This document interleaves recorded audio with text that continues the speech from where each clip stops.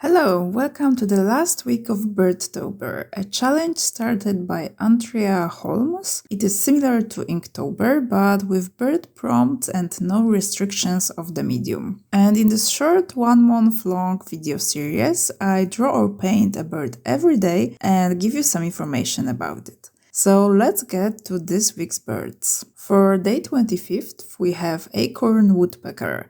This is a medium-sized woodpecker from Central America, Western United States and part of Colombia. They are mostly black with white throat and belly. Some back feathers are greenish and males have a red cap. The sound they make is similar to laughter. They live and breed in family groups consisting of up to 15 birds. Their main food source are insects, sap, and fruit. However, they depend heavily on acorns. They store acorns in storage holes drilled in dead parts of trees, such as bark or dead branches. Those storage holes are reused for many years, and acorn stash is defended against any potential acorn thieves. Their population is threatened by habitat loss.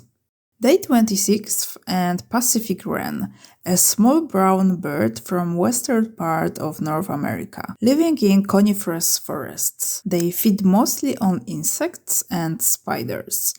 In winter, they are able to forage for them under barks, but can also eat some seeds. Males build a few small nests from grass, moss, and leaves in tree trunks, cracking rocks or bushes, and female chooses one of them to lay eggs. For day 27th, we have California condor. This is the largest North American land bird that actually got extinct in the wild in 1987 due to various reasons such as agricultural chemicals, poaching, and habitat destruction. All remaining birds, which were 27 individuals, were captured and, thanks to captive breeding, reintroduced to the wild. They are still critically endangered. Wingspan reaches 3 meters and they can weigh up to 12 kilograms. They are all black with small patches of white on the bottom part of the wings. Heads are bald and skin is gray in young birds and range from yellow to orange in adults. They feed on carrion and often travel as far as 250 kilometers a day in search for food. For day 28, we have sultan tit. It's a bird inhabiting Asian forests. The upper body and head are black, whereas belly is yellow. On the top of the head, there is a yellow or black crest. The color depends on the subspecies. Birds living in India and Thailand have yellow crests. Birds from China can have yellow crest with black streaks, and birds from Vietnam have black crest. They are very vocal and feed on caterpillars and berries. For day 29, we have varied bunting. This is a bird from southern part of North America that inhabits deserts and xeric shrublands. It's about 13 centimeters long with wingspan of 21 centimeters and feeds on insects, fruit and seeds that they look for by foraging on the ground. Feathers are purple-red in males and light brown in females.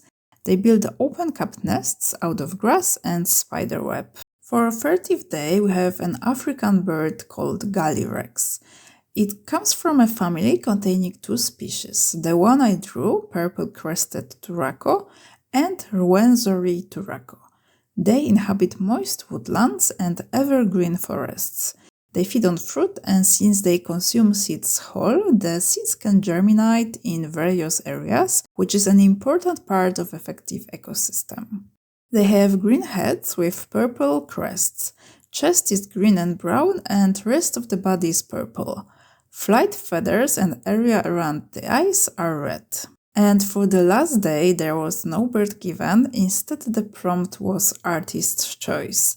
And I chose a European bee-eater because I'm amazed by its feathers colors. It inhabits southern and central Europe, Western Asia, and parts of Africa. They are brightly colored with brown and yellow head and back, blue belly, and green wings. Beak is black, and they also have a black eye mask.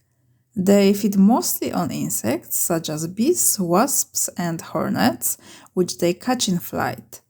Before eating one, they remove the sting by hitting them on a hard surface.